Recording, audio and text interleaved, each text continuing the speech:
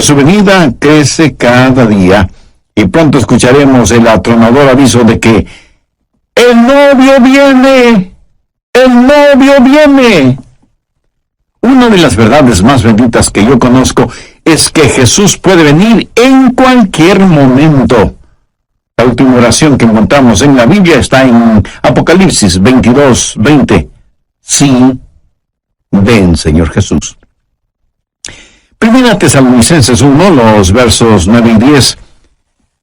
Porque ellos mismos cuentan de nosotros la manera en que nos recibisteis y cómo os convertisteis de los ídolos a Dios para servir al Dios vivo y verdadero y esperar de los cielos a su Hijo.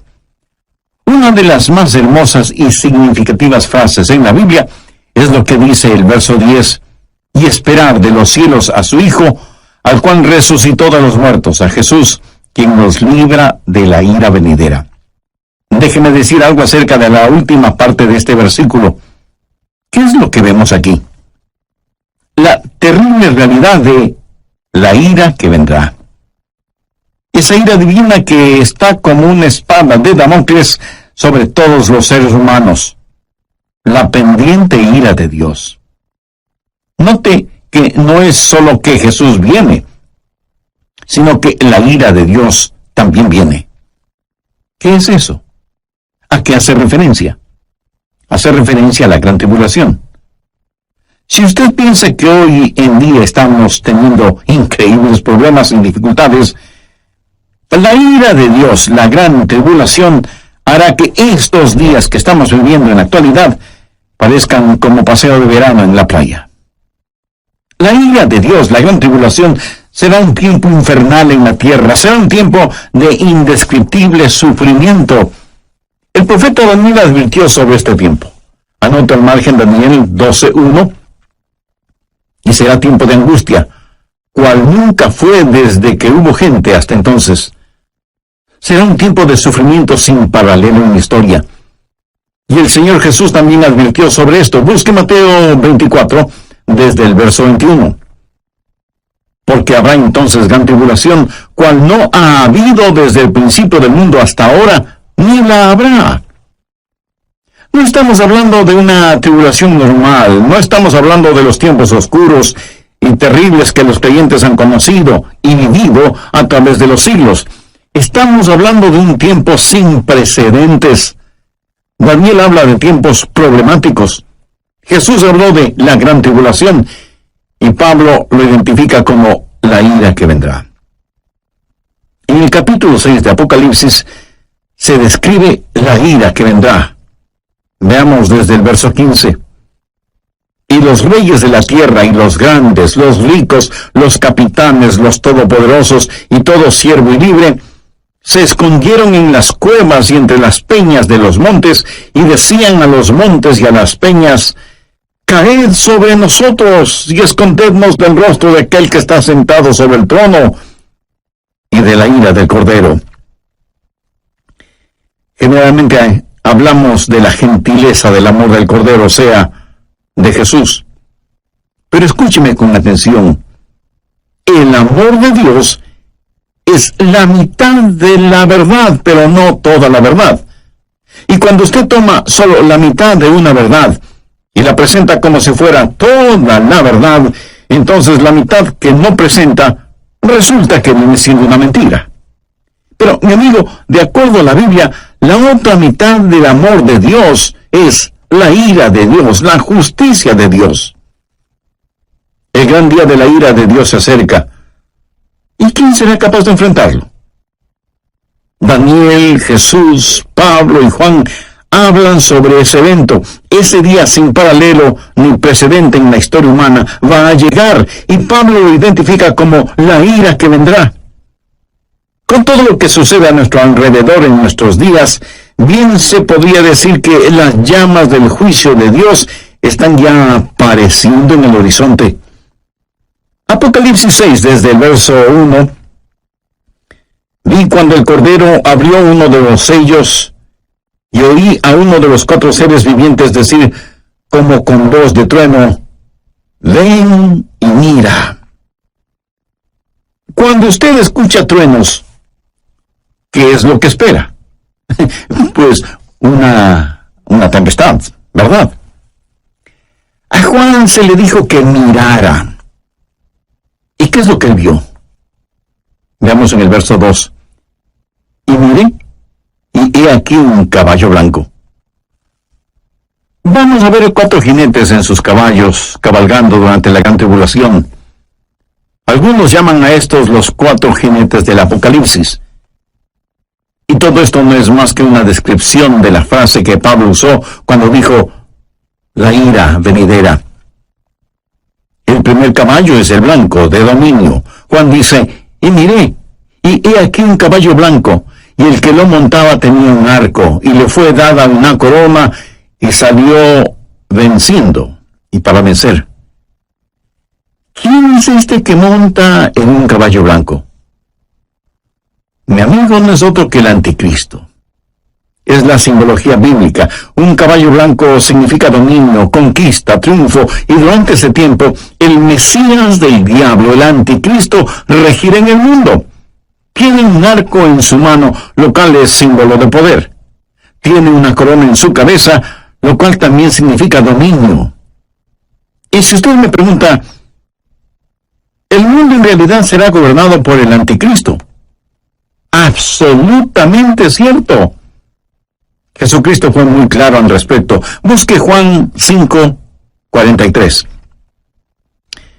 Yo he venido en nombre de mi Padre, y no me recibís. Si otro viniere en su propio nombre, a ese recibiréis.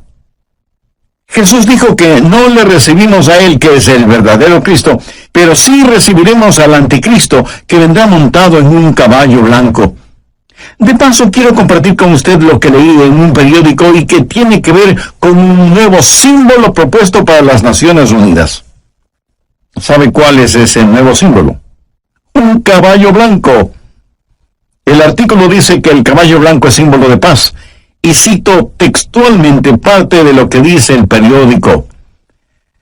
La paloma, como símbolo de paz y fraternidad entre las naciones, enfrenta a un competidor, un caballo blanco. El diseño del caballo blanco fue donado con el propósito de unir pacíficamente los 5 continentes, simbolizado a través de la fortaleza del caballo que asegura libertad y unidad. En la cabeza del caballo habrá 5 cintas de diferentes colores que representan los 5 continentes: Europa, Asia, África, América y Australia. Así que se está impulsando un nuevo símbolo de paz, un caballo blanco, para que unifique al mundo. Y Daniel, haciendo referencia al anticristo, dice que por medio de la paz destruirá a muchos. Segundo, el caballo rojo de la destrucción. Apocalipsis 6:4. Y salió otro caballo, bermejo, y al que lo montaba le fue dado poder de quitar de la tierra la paz, y que se matasen unos a otros, y se le dio una gran espada. El caballo rojo de la destrucción, rojo como el color de la sangre. Y cuando este inspirado anticristo cabalga para conquistar, en su diabólico cerebro no habrá más que esa idea, conquistar, y habrá guerra y terror y destrucción, y la sangre roja lo manchará absolutamente todo. ¿Alguna vez usted ha pensado en nuestro mundo presente, armado hasta los dientes, con toda clase de armas de destrucción? El Medio Oriente es un verdadero polvorín. Y en realidad nadie sabe qué naciones tienen armas biológicas o capacidad nuclear o termonuclear. Un gran general norteamericano dijo, sabemos mucho más acerca de la guerra que de la paz. Sabemos más acerca de quitar la vida que acerca de vivir en este siglo que se pregona es el siglo del progreso. El conocimiento científico ha sobrepasado los límites de control. Tenemos muchos hombres de ciencia, pero en verdad muy pocos hombres de Dios. El mundo ha alcanzado notoriedad sin sabiduría, poder sin conciencia. Somos un mundo de gigantes nucleares, pero criaturas sin ética. Todo lo que sucede en el mundo está llegando a su clímax. Y la Biblia lo identifica como el gran día de la ira de Dios. Con la llegada del caballo rojo de la destrucción, el espíritu del odio que está en el anticristo inflamará los corazones y las mentes de los seres humanos y causará que los padres maten a sus propios hijos y que se maten entre hermanos. Será un tiempo de indescriptible sufrimiento cuando la espada estará chorreando la sangre de todos aquellos que no han querido recibir la marca de la bestia. Y los cadáveres estarán abandonados en las calles, llenando con olores putrefactos el aire, en donde se mezclarán las lágrimas y el llanto de los vivos con el pedido de auxilio de los moribundos. Y uno puede entender lo que profetizó Jesús cuando dijo: «Mas ay de las que están encintas y de las que crían en aquellos días, porque habrá entonces gran tribulación, cual no ha habido desde el principio del mundo hasta ahora, ni la habrá». Tercero, el caballo negro de la privación. Apocalipsis 6, versos 5 y 6. Cuando abrió el tercer sello, oí al tercer ser viviente que decía: «Ven y mira».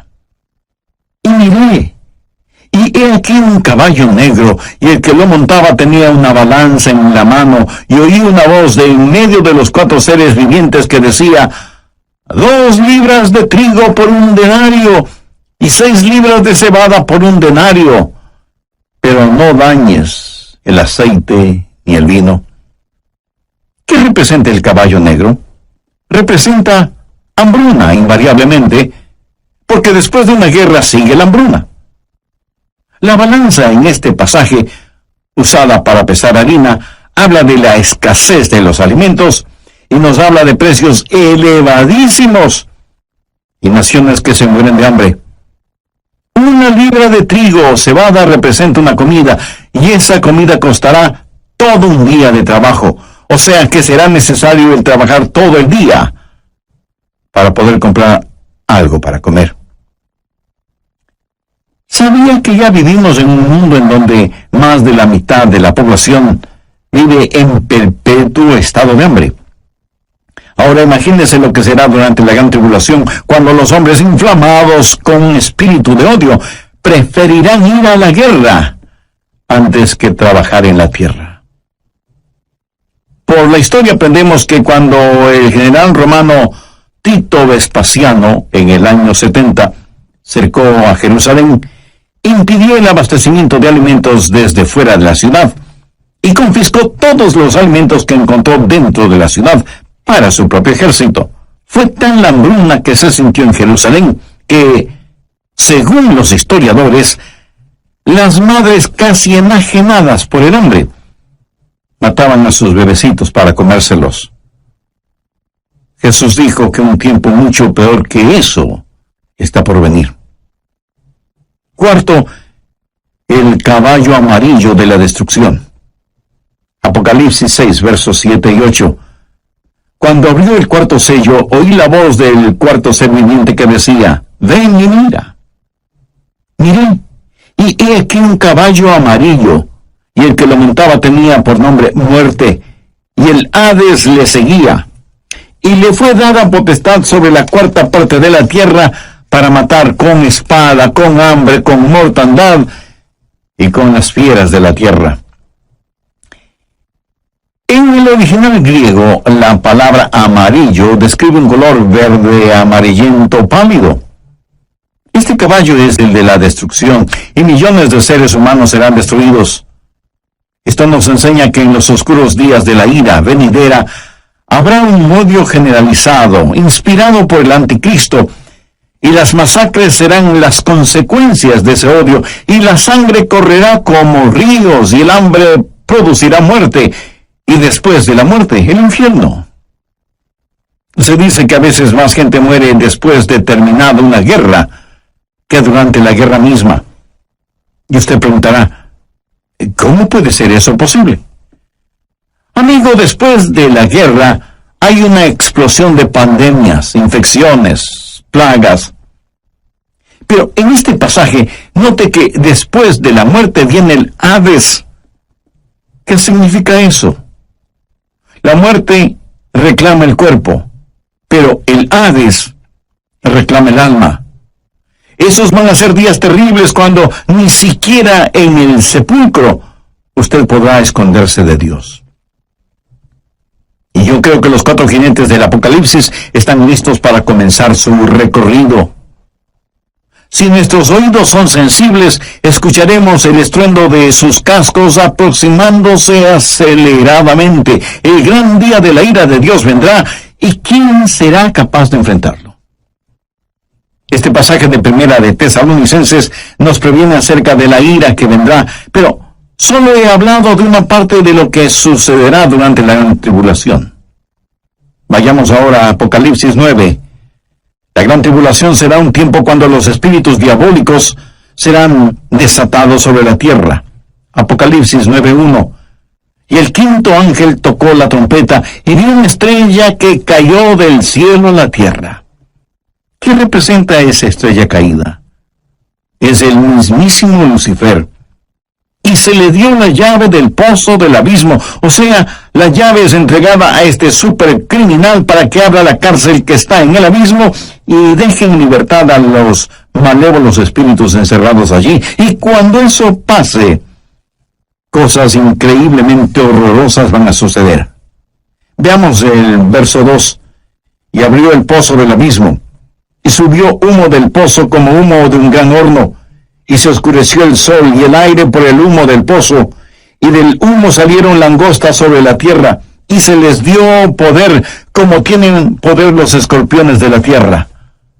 Un notable comentarista bíblico refiriéndose a esto dice, las langostas son infernales, por eso vienen desde el fondo del abismo. Bueno, aquí no está hablando de langostas comunes. Estas son un emblema, un simbolismo de espíritus diabólicos. Son espíritus infernales e insaciables. Este no es un panorama muy halagador que digamos, ¿no le parece? Y menos para quienes no son salvos todavía. ¿Es usted ya salvo o salva? ¿Hay en su corazón el anhelo de que Jesús regrese? ¿Tiene la absoluta certeza de que al morir se irá al cielo? Si no es así, usted necesita hacer una decisión espiritual ahora mismo. Le invito a decir la siguiente oración. Dígala con sus propias palabras. Las mías son solo una guía. Querido Dios, perdóname porque aún siendo religioso, he estado tan pendiente de las cosas materiales que no he puesto ninguna atención a las cosas espirituales. Soy pecador y necesito tu perdón. Me acerco a ti en busca de misericordia y gracia. Señor Jesús, te invito a que seas mi Salvador y mi Señor.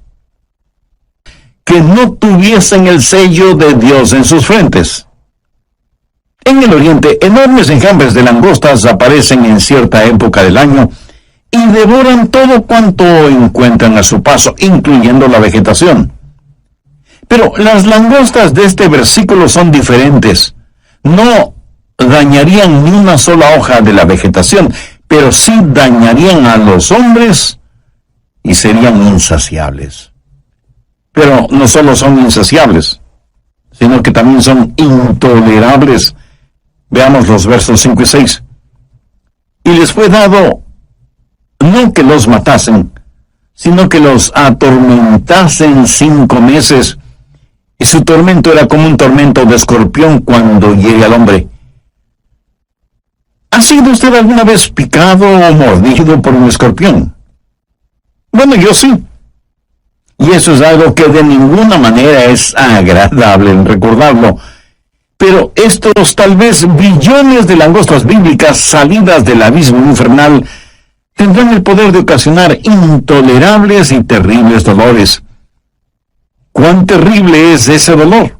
La respuesta está en el verso 6. Y en aquel día los hombres buscarán la muerte, pero no la hallarán. y ansiarán morir, pero la muerte huirá de ellos.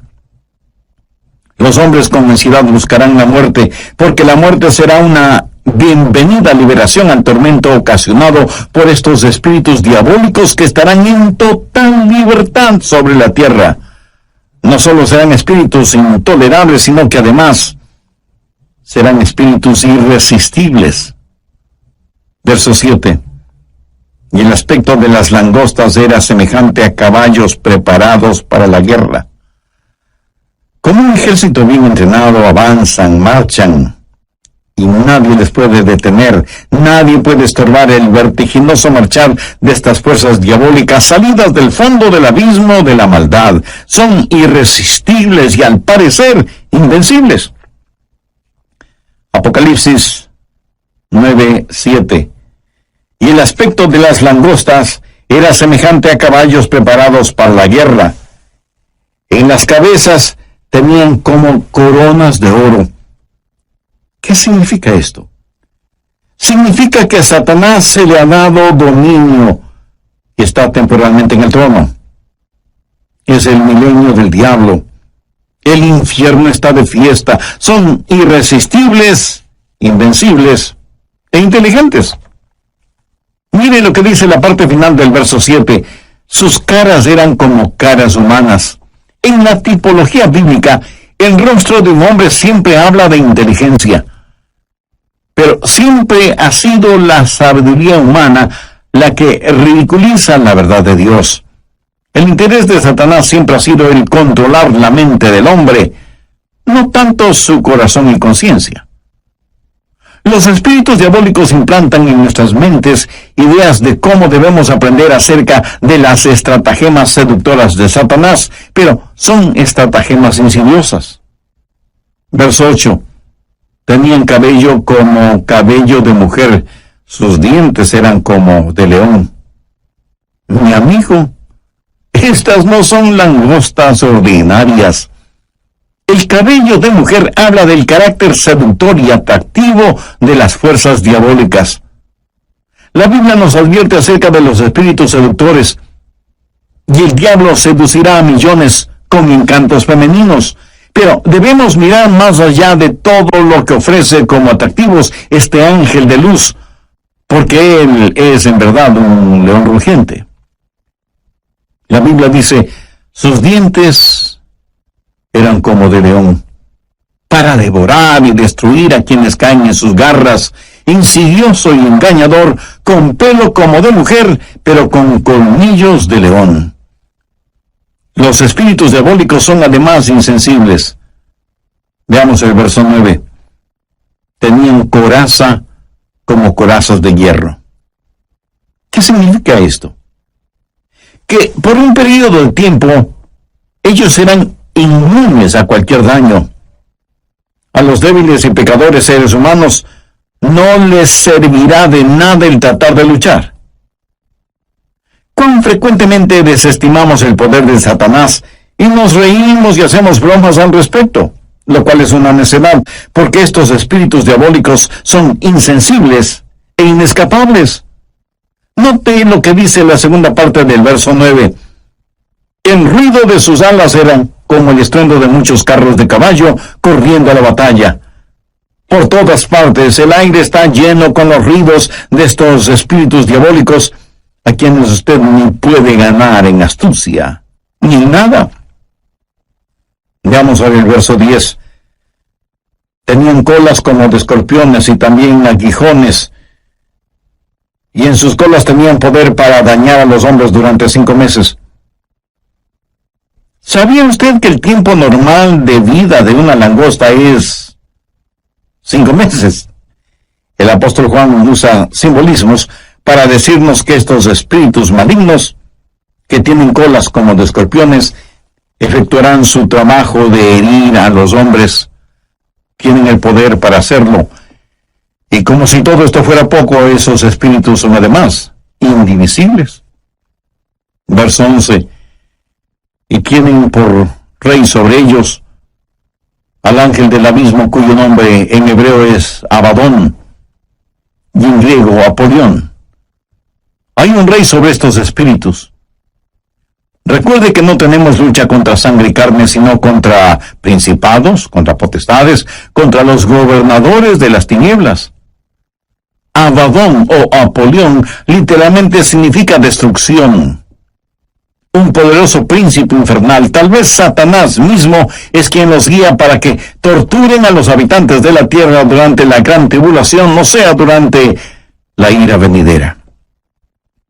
En segundo lugar, hay una anticipada espera. Veamos 1 Tesalonicenses 1:10. Y esperar de los cielos a su Hijo, al cual resucitó de los muertos, a Jesús, quien nos libra de la ira venidera. ¿Lo ven? Esperamos por su Hijo Jesús, quien nos libra de la ira venidera. Pregunta, ¿vivirá la iglesia la gran tribulación? ¿Estará la iglesia sujeta a la ira que vendrá? Bueno, personalmente no lo creo, y le diré por qué. Creo que la Biblia claramente enseña que la iglesia será arrebatada, raptada, antes de que la ira llegue. Veamos 1 Tesalonicenses 5:9. Porque no nos ha puesto Dios para ira, sino para alcanzar salvación por medio de nuestro Señor Jesucristo. El apóstol Juan le dijo a la iglesia de Filadelfia la misma cosa. Veamos Apocalipsis 3:10. Por cuanto has guardado la palabra de mi paciencia, yo también te guardaré de la hora de la prueba que ha de venir sobre el mundo entero. Y usted podría preguntarme, pastor, eso es lo que Juan le dijo a la iglesia de Filadelfia, pero no a nuestras iglesias. Vayamos rápidamente a Apocalipsis 3:13. ¿Qué dice? El que tiene oído, oiga lo que el Espíritu dice a las iglesias. Lo que se le dijo a la iglesia de Filadelfia también es para nosotros.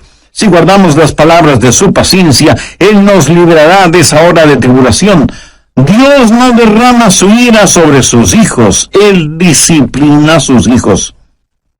Antes de que un reino declare guerra a otro reino, ¿qué es lo que hace? Llama a sus propios ciudadanos a que salgan de ese reino antes de declarar la guerra. Antes de que Dios hiciera llover fuego y azufre sobre Sodoma, el ángel le dijo a Lot, no puedo hacerlo hasta que tú salgas de aquí. Lot y su familia fueron sacados de la ciudad antes de que la ira de Dios se hiciera una realidad. Dios los salvó sacándoles de la ciudad. Antes de que Dios enviara el diluvio en tiempos de Noé, ¿qué es lo que hizo? Arrebató a Enoc antes del diluvio para que fuera como un retrato, una ilustración de que antes de que Dios derrame su ira, Dios salva a los suyos. Dios puso a Noé en el arca como una ilustración de lo que la nación judía experimentaría y saldría del fuego de la tribulación. Si la iglesia va a pasar la gran tribulación, hay ciertas cosas que deben suceder. Y no estaremos esperando el regreso de Jesús en cualquier momento. Anote Mateo 24:36. Pero del día y la hora nadie sabe, ni aun los ángeles del cielo, sino solo mi Padre. Nadie, absolutamente nadie, sino el Padre, conoce el tiempo del regreso de su Hijo a la tierra. Y en Mateo 24:38, porque como en los días antes del diluvio estaban comiendo y bebiendo, casándose y dándose en casamiento, hasta el día en que Noé entró en el arca, entonces vendrá el Hijo del Hombre. Ahora escúcheme, comer, beber, casarse o dándose en casamiento no es precisamente la gran tribulación. Es cierto que para algunas parejas su cónyuge es una gran tribulación. ¿Qué es lo que dice Mateo 24:42? Velad pues, porque no sabéis a qué hora ha de venir vuestro Señor. Y en el verso 44 leemos, por lo tanto, también vosotros estad preparados, porque el Hijo del Hombre vendrá a la hora que no pensáis. Si la iglesia va a pasar por la gran tribulación, puedo simplemente comenzar a marcar los días. La tribulación durará 7 años. La divido en 2 periodos de 3 años y medio y puedo comenzar a contar. Pero la Biblia dice que debemos esperar por Jesús, debemos esperar su regreso de los cielos. No debemos estar esperando la tribulación. Marcos 13, versos 32 y 33 dicen: pero de aquel día y de la hora nadie sabe, ni aun los ángeles que están en el cielo, ni el Hijo, sino el Padre. Mirad, velad, llorad, porque no sabéis cuándo será el tiempo. Una y otra vez el Señor nos dice que debemos estar listos. Él nos ha librado de la ira venidera. Si la iglesia va a pasar por la gran tribulación, entonces, en vez de estar mirando hacia arriba, debemos estar mirando alrededor, esperando no a Cristo, sino al anticristo. No habrá la esperanza bendita, y la muerte sería mucho mejor que pasar por la tribulación para llegar al reino. Sí, hay una ira pendiente, pero también hay una anticipada espera. Nosotros esperamos por Jesús. Hay también un servicio ejemplar. ¿Qué debemos hacer? Pues estar listos para el rapto. ¿Cómo los creyentes de la iglesia primitiva se preparaban para el rapto? Veamos 1 Tesalonicenses 1:9. Porque ellos mismos cuentan de nosotros la manera en que nos recibisteis y cómo os convertisteis de los ídolos a Dios para servir al Dios vivo y verdadero y esperar de los cielos a su Hijo, al cual resucitó de los muertos, a Jesús, quien nos libra de la ira venidera. En primer lugar, si usted quiere estar listo para el rapto, necesita convertirse.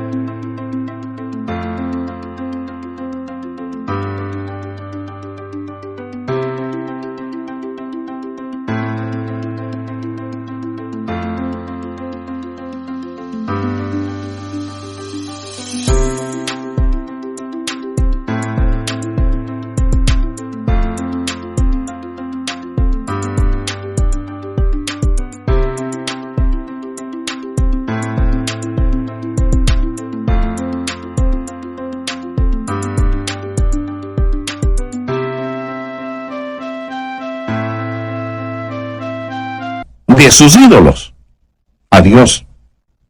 Y alguien dirá: nosotros no tenemos ídolos. Oh, sí que los tenemos. Ídolos viejos con nombres nuevos. En vez del dios Mamón, que representa avaricia, ahora es el dios ambición. En vez del dios Baco, que era el dios del desenfreno y la borrachera, ahora le llaman el dios de la hora feliz. En vez de la diosa Afrodita, que era la diosa de la lujuria sexual, ahora la llaman la revolución sexual. Son los mismos dioses y diosas, ídolos de antaño, con atractivos y políticamente correctos nombres. Hoy en día, en vez de Marte, que era el dios de la guerra, ahora se lo identifica como indignación justa. Y sin embargo tenemos en nuestras modernas ciudades más problemas, crímenes y odios como nunca antes. Viejos ídolos con nuevos nombres. ¿Y qué es un ídolo? Un ídolo es cualquier persona o cosa que usted ame más que a Dios. Es cualquier cosa en la cual usted confía más que en Dios. Es cualquier cosa a la que sirve más que a Dios. O cualquier cosa a la que usted tema más que a Dios. Cualquier persona o cosa que le desvíe de Dios es un ídolo. En Mateo 6:33 leemos: mas buscad primeramente el reino de Dios y su justicia, y todas estas cosas os serán añadidas. Usted debe volverse de sus ídolos a Dios. Usted no puede tener a Cristo y al mundo al mismo tiempo. Tiene que arrepentirse. Esa es la primera cosa para estar listo o lista para el rapto. ¿Se ha vuelto usted hacia el Dios vivo y verdadero? ¿Se ha olvidado o dejado de sus viejos caminos? ¿Le ha entregado su corazón a Jesús, que es el Dios vivo y verdadero? En segundo lugar, hay que servir al Dios vivo y verdadero. Algunos de ustedes me dirán: Pastor Adrián, yo creo las cosas que usted predica sobre profecía. Bueno, muchas gracias. Ahora permítame decir con toda la unción, función y emoción de mi alma, si usted cree lo que estoy predicando hoy, usted debe empezar a servir a Jesús. Por favor, saque su cabeza de las nubes proféticas y ponga sus pies en la tierra y comience a ganar almas. La verdadera prueba no es si usted cree o no lo que estoy enseñando, sino lo que usted va a hacer para prevenir a los hombres de la ira que vendrá. Y debemos trabajar hasta cuando Jesús regrese y luego nos juntaremos en nuestro hogar celestial. Tercero, hay que esperar el regreso de Jesús. Esos creyentes esperaban por Jesús, no como un último recurso o como una escalera de incendios, sino que estaban diciendo: ven pronto, Señor Jesús. Estaban esperando su regreso, ansiaban su venida, vivían con esa expectativa, oraban por su venida y muchos literalmente murieron diciendo: ven, Señor Jesús. Como ilustración le contaré que una joven mujer estaba en la estación del tren esperando a su novio, que venía para casarse, y ella estaba ahí, esperando con ansiedad el tren. El anciano jefe de la estación también estaba ahí, con sus horarios de llegadas y salidas de trenes. Él sabía que un tren estaba por llegar, pero no lo esperaba con la misma ansiedad con que esa novia esperaba la llegada del tren en donde venía su novio. Nosotros debemos tener el espíritu no del jefe de la estación, sino de esa novia. La Biblia dice: y esperad de los cielos a su Hijo, al cual resucitó de los muertos, a Jesús, quien nos libra de la ira venidera. Me pregunto cuántos de quienes me escuchan en este momento conocen en forma personal al Señor Jesucristo. Porque si usted aún no tiene una relación íntima con Él, este es el momento de hacer esa decisión. Recuerde que Jesucristo puede retornar.